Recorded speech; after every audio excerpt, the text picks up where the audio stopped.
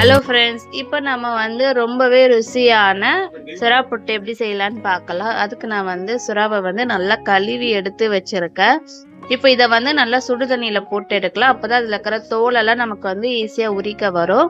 So அதுக்காக ஒரு பாத்திரத்தில் வந்து தண்ணி நல்லா சூடு பண்ணி வச்சிருக்கேன். ஸோ நல்லா சூடாக வச்சுக்கோங்க.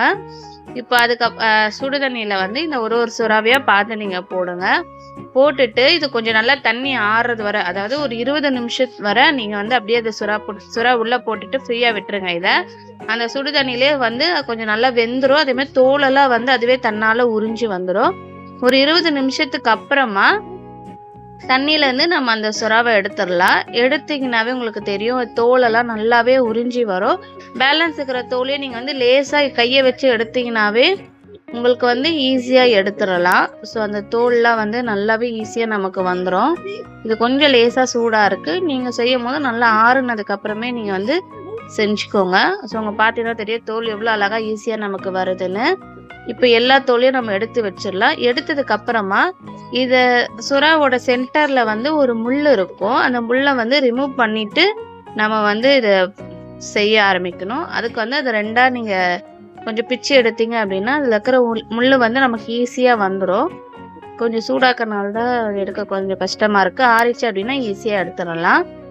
இந்த மாதிரி தான் முள் இருக்கும். இந்த முள்ளை வந்து நீங்கள் ரிமூவ் பண்ணிவிட்டு அந்த சதையை மட்டும் நீங்கள் வந்து இதில் வச்சுக்கோங்க.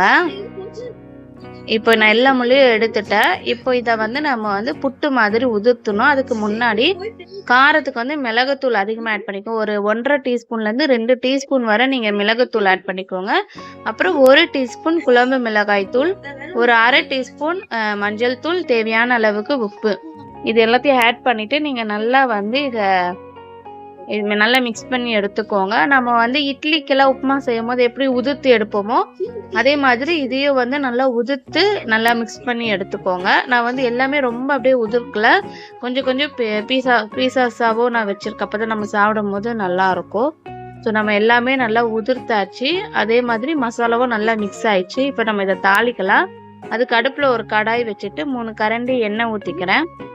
எண்ணெய் காஞ்சதுக்கு அப்புறமா கடுகு, கொஞ்சமாக கருவேப்பிலை போட்டுக்கோங்க. அப்புறம் வந்து காரத்துக்கு 2 பச்சை மிளகாய் வந்து கட் பண்ணி வச்சுருக்கேன். ஏற்கனவே மிளகுத்தூளோ குழம்பு மிளகாய் தூளோ போட்டிருக்கோம். நல்லா பச்சை மிளகாய் வந்து பார்த்து ஆட் பண்ணிக்கோங்க.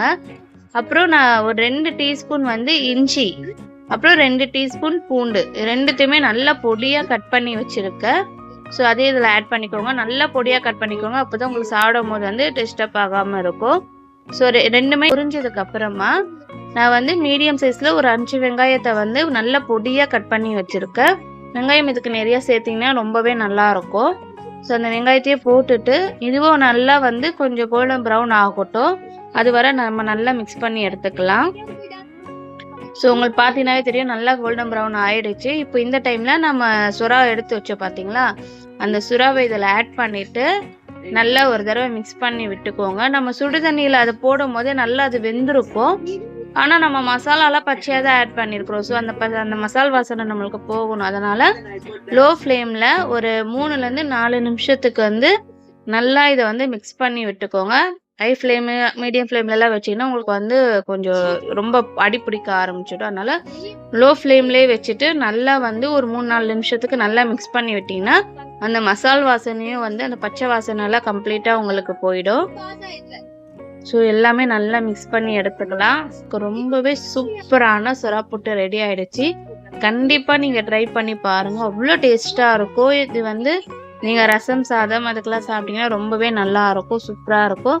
உங்களுக்கு இந்த வீடியோ பிடிச்சிருக்கோம் நம்பரை ட்ரை பண்ணி பாருங்கள். உங்களுக்கு பிடிச்சிருந்தா லைக் பண்ணுங்கள், கமெண்ட் பண்ணுங்கள், சப்ஸ்கிரைப் பண்ணுங்கள், பக்கத்தில் இருக்கிற பெல் பட்டனை கிளிக் பண்ணுங்கள். தேங்க்ஸ் ஃபார் வாட்சிங்.